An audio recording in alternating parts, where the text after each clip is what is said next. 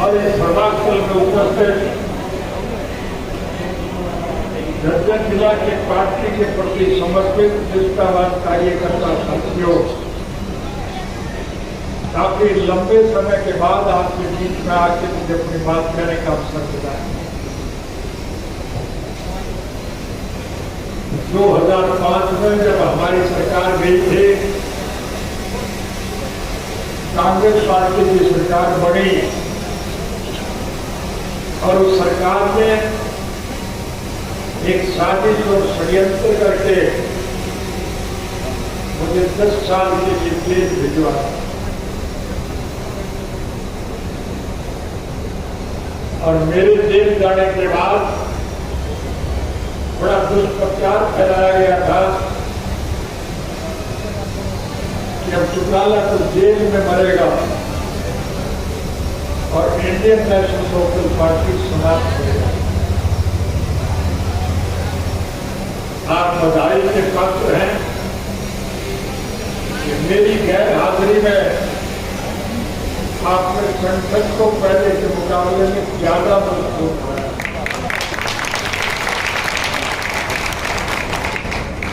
जात बड़ी नहीं होती, जमात बड़ी होती। मैं जेल से रिहा होने के बाद सर्वप्रथम उन साथियों को बधाई देने गया जो पिछले 2 महीने से गर्मी, सर्दी और बारिश की परवाह किए बगैर भूखे प्यासे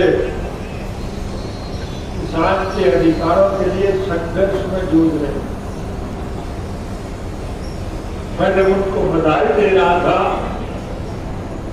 तो मैंने गौर से देखा उस संघर्ष में 36 बिरादरी के लोग बैठे हैं।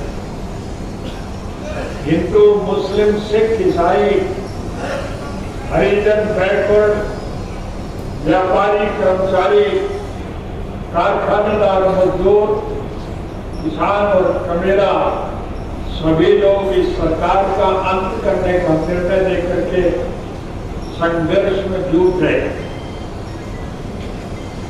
मुझे बहुत प्रसन्नता हो रही थी और मुझे ये विश्वास हो चुका था कि अब निश्चित रूप से राजनीति में बदलाव आएगा। मेरे इस देश के राजभाग के मालिक होंगे और लुटेरे जेल की सलाखों के पीछे बंद हो जाए।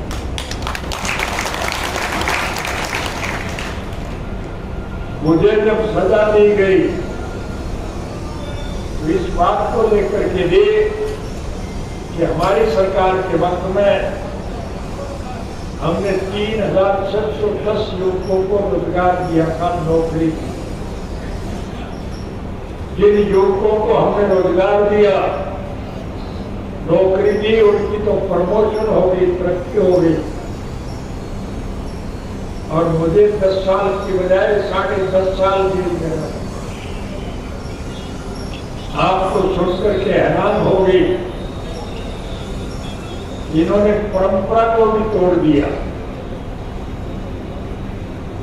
जो लोग अदालत में जाके दरख्वास्त देते हैं, शिकायत करते हैं, उनकी सुनाई होती है। यहां उल्टा काम हुआ। जिस व्यक्ति ने हमारे खिलाफ शिकायत की थी उसको भी हमारे बराबर 10 साल की सजा हुई है। ये नई परंपरा। हमारा ये देश कृषि प्रधान देश, इस देश की अर्थव्यवस्था केवल खेती पर टिकी है। अगर किसान खुशहाल है तो देश माला माल है और अगर किसान कंगाल है तो देश का बुरा हाल। हमारी सरकार जब गई थी तो हमने सरकार के खजाने में 2000 करोड़ रुपया नकद छोड़ा और आज हरियाणा सरकार के स्तर पर 2.5 लाख करोड़ से भी अधिक का खर्चा है। जो बच्चा पैदा होगा वो 1 लाख का कर्ज अपने सर पर लेकर के पैदा होगा। आज लुटेरों के हाथ में सत्ता आ गई। इन्हें लोगों से कोई प्यार नहीं, जनता से कोई सरोकार नहीं। ये तो पैसा लूटने पर लगे और लूट की सारी सीमाएं ला दी। 1978 में लोकसभा के चुनाव थे। मेरे पूज्य पिता स्वर्गीय चौधरी देवीलाल जी राजस्थान के झुंझुनू लोकसभा क्षेत्र में एक चुनावी सभा को संबोधित कर रहे थे और अपने संबोधन में जब वो भ्रष्टाचार की बात कर रहे थे तो सभा में से एक बुजुर्ग ने खड़े होकर के कहा, चौधरी साहब अब तो भ्रष्टाचार में भी भ्रष्टाचार होगा। चौधरी साहब समझ नहीं पाए। उन्होंने पूछा कैसे? तो उस बुजुर्ग ने कहा, पहले पैसे लेके काम तो कर दिया करते थे, अब ये कमबख्त पैसा भी खा जाते हैं और काम भी नहीं करते। ये हालत आ गई। इस प्रकार के कानून बनाए जाते हैं जिससे इस देश की सारी संपत्ति टैक्स की शक्ल में मुट्ठी भर जो बड़े उद्योगी घराने हैं, अंबानी और अडानी टाइप के, उनके पास जाता है और उनसे ये लूट करके खा। देश की अर्थव्यवस्था चल रहा है, सारी सीमाएं टूट चुकी। आज इस देश का हर नागरिक दुखी है। जैसा मैंने अभी बताया, 36 राज्य के लोग दुखी और वो दुखी लोग एक मन बनाए बैठे हैं कि जब भी अवसर मिले हम इस सरकार का पतन करेंगे और इंडियन नेशनल लोकल पार्टी की सरकार बनाएंगे। आज विरोधी पक्ष के लोग भी इस बात को मान के चलते हैं कि संख्यात्मक दृष्टि से सारे भारतवर्ष में सबसे बड़ा दल इंडियन नेशनल लोकल पार्टी। ये स्वर्गीय चौधरी देवीलाल जी का लगाया हुआ एक पौधा हमने और आप सब लोगों ने मिलकर के इस पौधे को अपने खून से सींचने का काम किया। लेकिन दुर्भाग्य हमारा ये रहा कि जब वो पौधा फल देने लगा, लुटेरे वर्ग के लोग उसका फल तोड़ करके लूट करके लेंगे। हमें बहुत दिक्कत और परेशानी हुई। इसलिए आज मैं आपसे निवेदन कर रहा हूं, जो लोग गुमराह हो गए, रास्ता भटक गए, जो बरगला दिए गए, बहका दिए गए या कोई स्वार्थ के वशीभूत आपको छोड़ करके चले गए, वो आज बहुत दुखी और परेशान। उन्हें पुचकार के पार्टी में शामिल करने का संगठन को मजबूत बनाओ और संगठन जब मजबूत होगा तो फिर निश्चित रूप से आपकी सरकार बनेगी। और आपकी जब सरकार बढ़ेगी तो अतीत में अगर हमने अच्छे काम किए हैं तो भविष्य में उससे भी ज्यादा अच्छे काम करेंगे, ये मैं आपको वायदा करता हूं।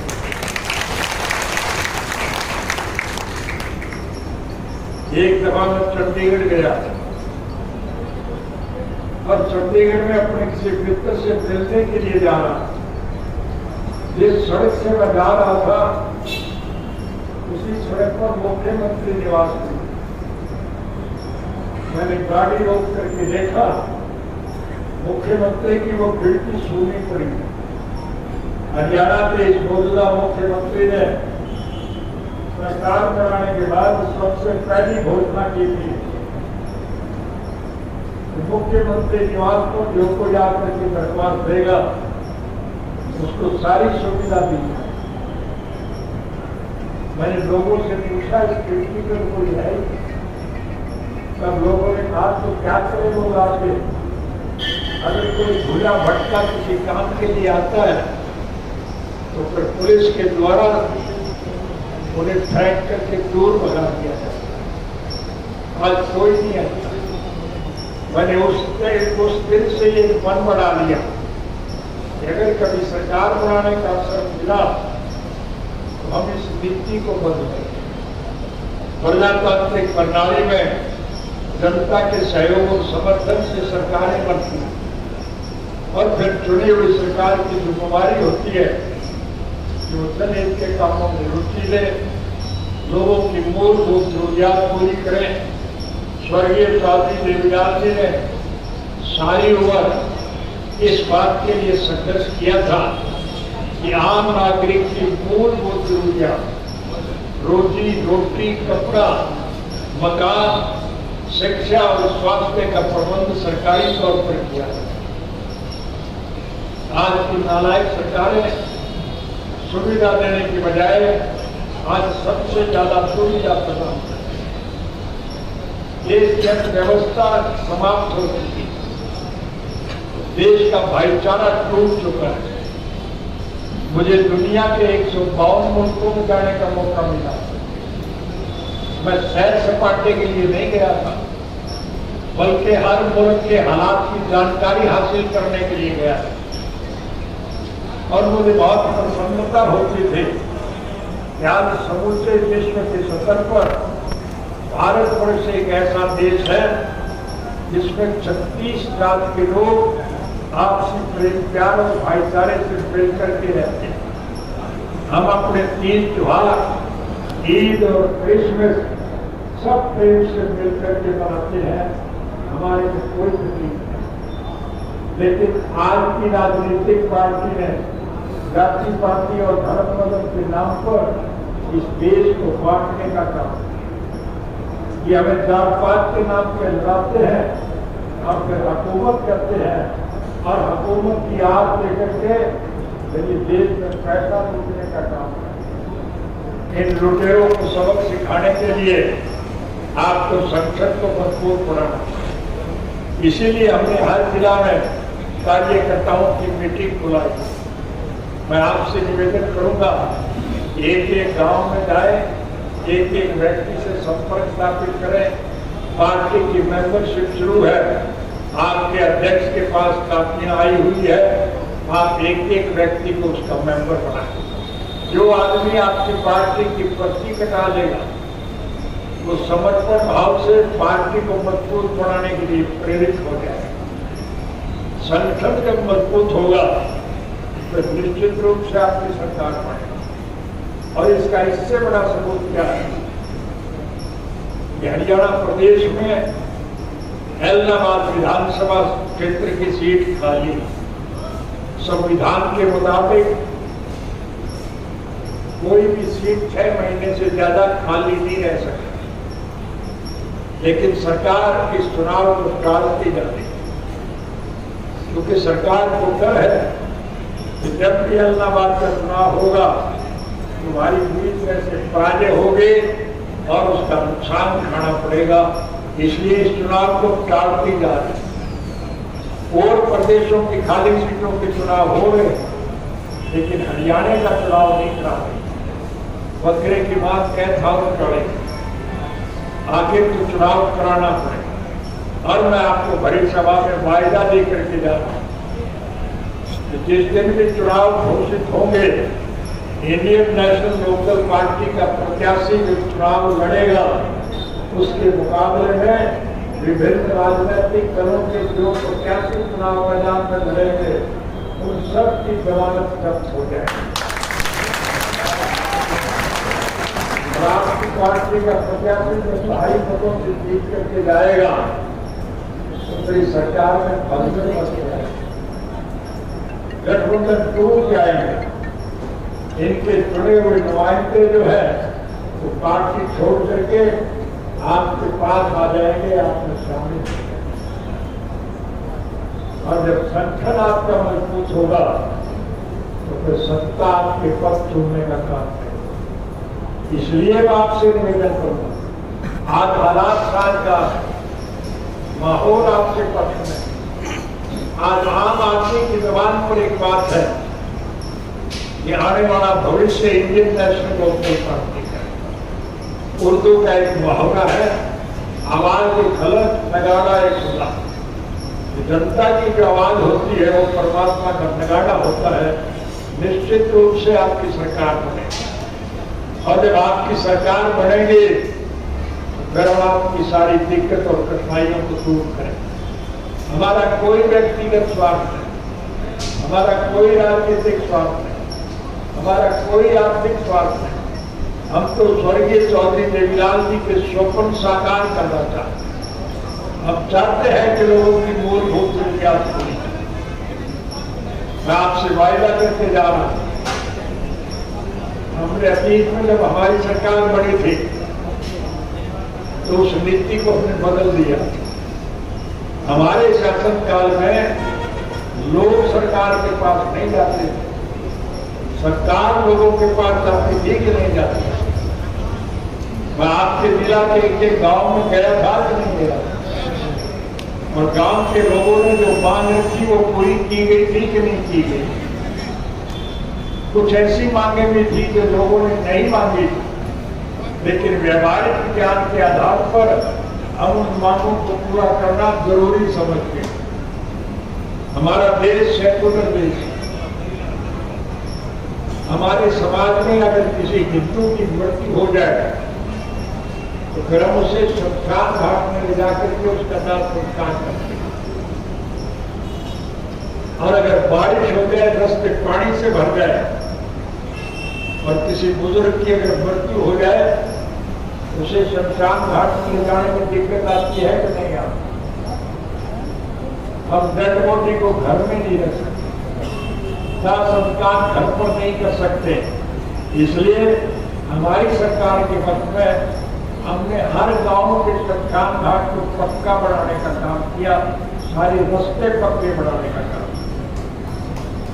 मुसलमान समाज के लोग अगर किसी की मृत्यु हो जाए तो उसका उनके जो कब्रिस्तान में ले जाकर के उनको दफनाने का काम करते। अगर किसी बुजुर्ग की मौत हो जाए और परिवार के सदस्य उसको ले जाकर के कब्रिस्तान में दफना करके जब वापस आते हैं तो फिर आवारा कुत्ते जो है उस मिट्टी को खोद करके उस डेड बॉडी को निकाल करके ले जाए तो फिर मुसलमान अपमानित महसूस करता है कि नहीं करता। तो सारी बातें जो हम पूरी करेंगे करेंगे, लेकिन 3610 बच्चों को नौकरी देने के नाम पर मुझे 10 साल की सजा हुई। आज मैं आपसे वायदा करके जा रहा हूं, राज बनाना तो आपका काम है। आपके सरकार बनने के बाद हर पढ़े लिखे युवक को, चाहे कोई किसी भी धर्म और मजहब को मानता है, किसी भी जाति का है, किसी वर्ग से जुड़ा हुआ है, और चाहे किसी के रोजगार व्यवसाय कारोबार का कोई साधन जुड़ा, चाहे हिंदू है, मुसलमान है, सिख है, ईसाई, हरिजन है, बैकवर्ड है, व्यापारी है, कर्मचारी है, कारखानेदार है या मजदूर है, किसान है या कमेला है, हम हर योग्य बच्चे को उसकी योग्यता के मुताबिक अच्छे पद पर बिठाने का काम करें। अगर किसी योग्य बेटे के माँ बाप ने किसी कारणवश वोट कहीं नहीं दिया, हम वोट की राजनीति नहीं करेंगे। किसी योग्य बेटे के उसके माँ बाप के गलत निर्णय की वजह से उसको सजा मिले, हम इसके पक्ष करते हैं। मैं आपसे वायदा करके जा रहा हूं कि हम 36 जात के लाखों युवकों को नौकरी देंगे, चाहे बाद में मुझे फांसी पूछना पड़ेगा। इस सब के लिए मैं आपसे निवेदन करने आया, भाषण देने नहीं आया, भाषण का निमंत्रण देने। भाषण सुनने के लिए तो आपको 25 तारीख को स्वर्गीय चौधरी देवीलाल जी के पवित्र जन्म दिवस पर जींद जाना है, और जींद की उस सभा में इस भारतवर्ष के हर सूबे के विपक्ष के अग्रणी नेता वहां पर मौजूद होंगे। और इसके साथ ही हम उन योग्य नौजवानों को भी वहां